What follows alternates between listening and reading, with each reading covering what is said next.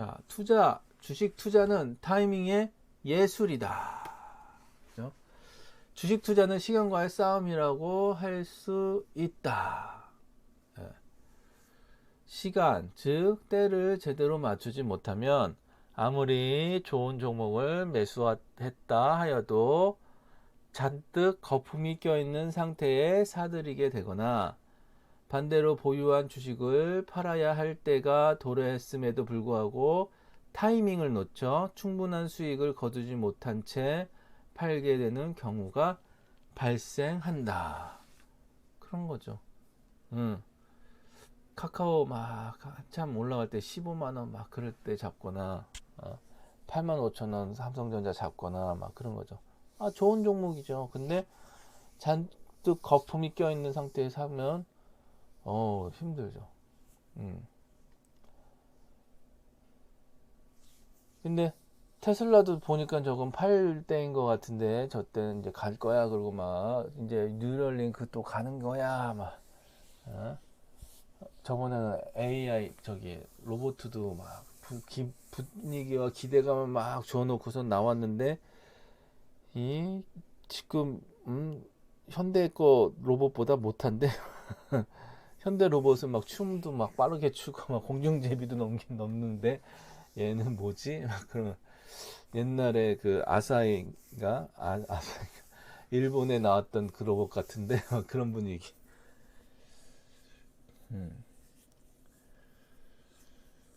또 다른 예로는 A 주식을 샀다가 도무지 이 주식이 올라갈 기미가 보이지 않아. 분명히 갈 것 같아서 샀는데 안 가. 계속 바닥만 뒤지고 있고 바닥만 그냥 바닥마저 그러고 있고.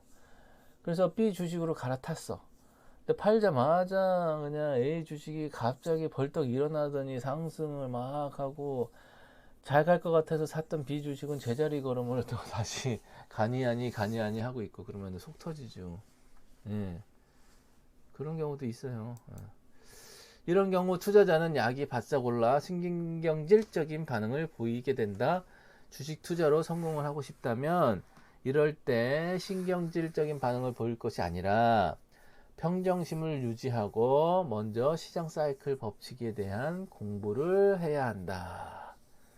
사람의 인생 곡선에도 사이클이 존재하는데 특정한 시기에 특정한 시간을 마주하게 되면 그 시기를 기점으로 사이클이 변화한다.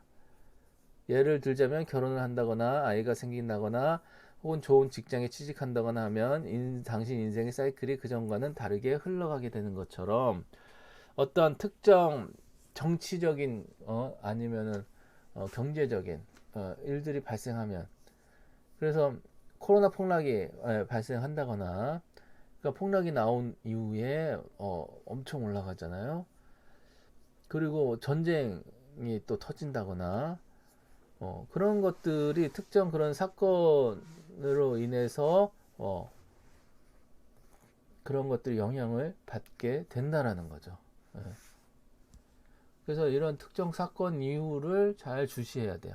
그래서 특정 사건이 오면 주식시장도 마찬가지다. 다양한 투자 성향을 지닌 사람들이 돈을 벌기 위해 모여드는 공간이다 보니 주가는 시장의 상황에 따라 오르락내리락을 반복할 수밖에 없다.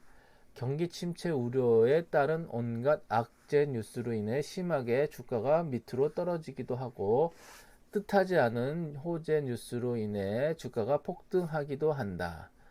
때로는 아무런 이유도 없이 내려갔다가 올라가기도 하는 것이 주식의 사이클이다. 그렇죠. 이처럼 운동성이 활발한 생물처럼 움직이는 주식이 가장 쌀 때가 언제고 가장 비쌀 때가 언제인지 그죠?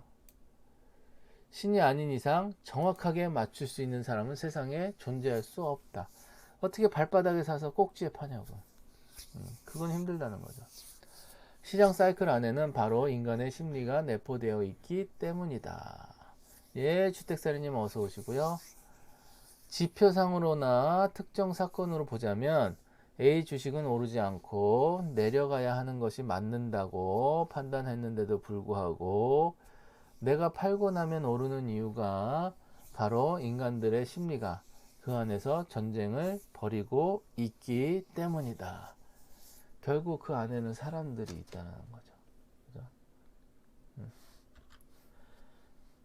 주식 투자는 바로 타이밍을 적당한 시기에 사들이는 사업이다. 그리고 시장의 타이밍을 추정하기 위해서는 반드시 시장 참여자들의 심리적 온도를 함께 측정할 필요가 있다.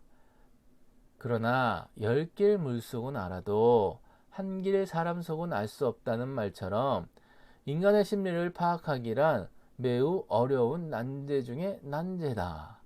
하여 시장을 냉철하게 바라볼 수 있는 직관력을 키우는 훈련을 끊임없이 해야 한다. 그리고 직관력은 하루아침에 얻어질 수 있는 것이 아니다. 40년 이상 주식 시세에 공부를 한 부자 아빠도 때로는 실수를 한다. 세계적인 투자 명인들도 종종 실수를 하여 지금 이 순간에도 패배의 쓴잔을 마시곤 한다. 당신이 아직 타이밍을 읽을 수 있는 내공이 없다면 적은 돈으로 시장에 참여하여 깨지고 얻어터지며 공부를 먼저 해라. 그리고 그 돈은 시장을 배우기 위해 지불하는 수업료라고 생각해야 마음이 편하다라고 얘기를 하시는 거죠.